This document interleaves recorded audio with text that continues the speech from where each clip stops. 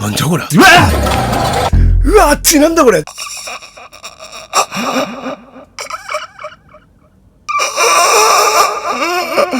夕闇非常階段、ユービットです。私が子供の頃からよく行っている N 駅にある小さな喫茶店のマスターと奥さんから聞いたお話をしたいと思います。その喫茶店は3階建てにある小さなビルの2階にありまして、最近よくテレビにも出るんですが、昔ながらの昭和喫茶で、マスターの奥さんと人柄もすごく良くて、美味しいコーヒーと軽食がとても人気です。若い子にも憩いの場となっている貴重な場所です。そんなマスターと奥さんに、なんか怖い話ないって気軽に聞いてみたんですよ、この間。じゃあ最初、ないねって言ってたんですけど、会計を済ますときね、そういえばって話し始めてくれたんですよ。今日はその話をしたいと思います。夕闇。その喫茶店は3階建てで本当に小さなビルで、1階は処方箋を出す薬屋さんが入ってまして、で2階にその喫茶店が入っていて、で3階にある男性が住んでたそうなんですよ。3階の住民が通ると必ずわかるんですね。私もよくは知ってるんですが、もう人が通れるか通れないかの本当に細い階段で、2人通るときにはこうやってね、避けなければ上上がれないような、そんな階段なんですけども。で、その、3階の男性は、40代から50代ぐらいの方で、奥さん、いらっしゃいまして、3人の子供と、住んでいたのかどうかは定かじゃないそうなんですよね。ただ、奥さんと3人の子供はいらっしゃったそうです。この男性、酒飲みすぎ、いわゆるアル中で、DV、子供に手出したり、奥さんにもちろん手出したりして、もうほぼ離婚状態というか、別居状態だったんですよね。で、どうやら女がいたそうですよ。で、ある日、マスターが、あれ、今日は上に上がってこないなって思ったらしいんですよね。もう毎日、上に上がってたり、下に下がったりするときは、わかるので、今日どうしたんだろうな、どっか出かけてんのかな、と思ったそうなんですよ。でも、なんかマスター、その時はなんか胸騒ぎがしたそうなんですよ。その奥さんから連絡先を聞いていたそうなので、連絡したそうなんですよ。じゃあ、もしもし、どうもどうも、マスターどうしたんですか？3階の旦那さん。いや、もう旦那じゃないけどね。そうなんです。今日ね、なんかちょっと胸騒ぎしちゃって、いつも来られるんですけど、いつも上がったり下がったりするのが分かってね、今日に限って全然気配がないんですよ。で、電話したそうなんですよ。で、その奥さん、そうですか。マスター申し訳ないんだけど、上とちょっと見てきてくんない？って言われたそうなんですよ。で、マスター、いや、一緒に来てくれませんかってお願いしたそうなんですよね。で、やがて、その奥さん、元奥さん、到着して、すいませんねって。全然大丈夫なんだけど、なんか、何なんだろうね、この物騒ぎねって言って。マスター言ってね。で、じゃあ行きましょうかって言って、二人、こう狭い階段こうやって、上がってたんですよ。もう喫茶店の営業時間も終わりでね、もう深夜11時ぐらいだったそうですよ。こっち、薄暗いですよね。で、カチッて電気つけて、上がりパーンって止まって。あの人でもよくこんなとこ住んでんね。つって、すいませんね。つって、いや、いいんですよ。私たちもここに住んでおりませんから。本当に上がったら、いわゆる屋根裏部屋みたいな部屋ですよ。で、扉が一個あって、で、そこ薄い扉こうやって開けると、なんかいきなり部屋になってるんですよね。6畳一間 1K ぐらいじゃないですかね。で、じゃあもうちょっとだね、つって上がってったら少しポーンって変な匂いがしてそうなんですよ。なんだこれ。なんかネズミでも死んでんのかなと。なんか動物死んでんのかなと思ったんですけど、ちょっとマスター、胸騒ぎが激しくなってきて、野ハギ行ってみようって言って。コンコンコンコンコンコンコン。コンコンコンコン。いらっしゃいますか？元奥さんと一緒なんですけど。もう中に誰がいるか、もうちょっと本当その時はもうどうでもいいらしくて、早く確認したかったって胸騒ぎをしてたんですよね。コンコンコンコンコン。あれ？なんかあったのかね、外でって言って。で、ちょっと開けてみようかって。大家さんに連絡するって、いや、もう11時だし、って言って。一日待ってみるって、どうかな。ちょっと開いてるかなってやってたら、って開いたそうなんですよ。ブワーって変な匂いする。うわっ。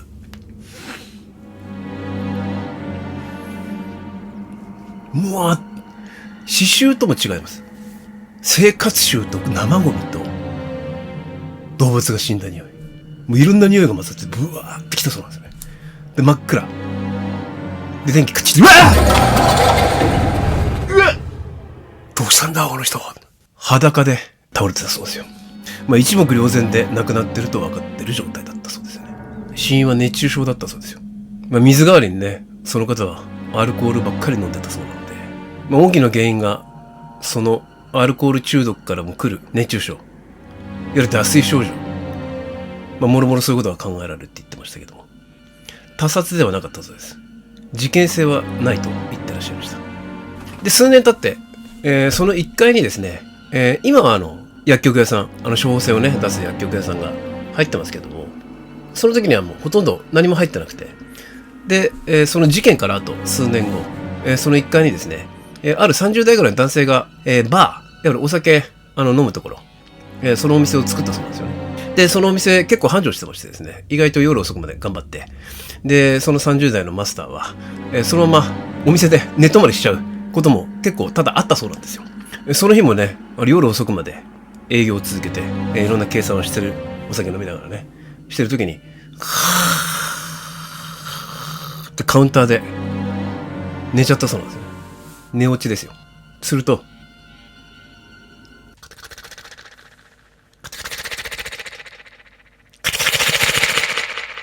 ガタガタガタガタガタガタガタガタガタ、うわ地震か、おい。いや、揺れてねえな。地震かと思った。電車か？いや、夜中2時過ぎてるし、電車通るわけねえし。びっくりした。地震だったんだろうなと思って。寝ちゃってそうなんですね。で、また、数日経って、大盛況ですよ。土曜日、じゃんじゃん入って、お酒もいっぱい入れて、いやー、これよかったなって、これ生涯安定だなって。お店も繁盛してよかったっつって。で、計算してたらまた疲れちゃってね。そのマスターも結構激しく飲むみたいだったので。で、寝ちゃったそうなんですよ。したら、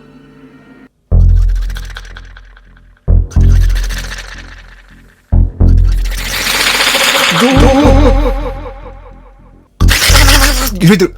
瓶が揺れてるんですよ。バーカウンターの後ろのボトルが。おお、やばいやばい、地震。これ結構大きいぞっつ。で、よく見ると、いわゆる雑巾とか干してますよね。物干しとかね。普通それ揺れるじゃないですか。揺れてない。で、他のもの見てみる。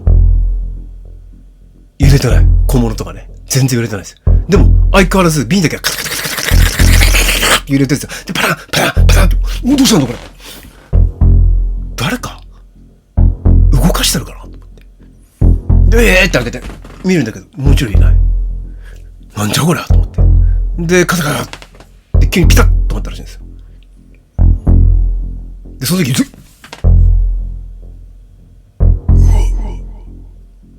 なんだこれやだこれやだこれやだこれ。金縛りですよ。動かない。首だけ若干だけ動く。肩はこんなすぼんでて。で、ザーって聞こえる。後ろからうわーってなんか圧力を感じる。うわーって包まれたら、熱くなってきた。うわーってなんだこれ。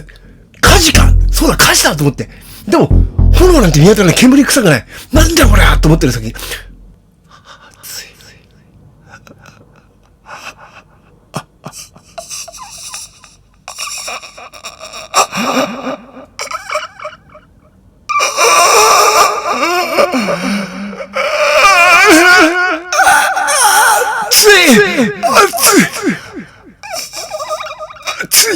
あのね、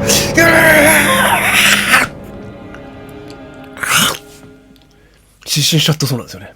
で、その方も喫茶店の常連さんだったので、翌日マスターにもちろんその報告をしに行ったんですよね。そしたらマスター、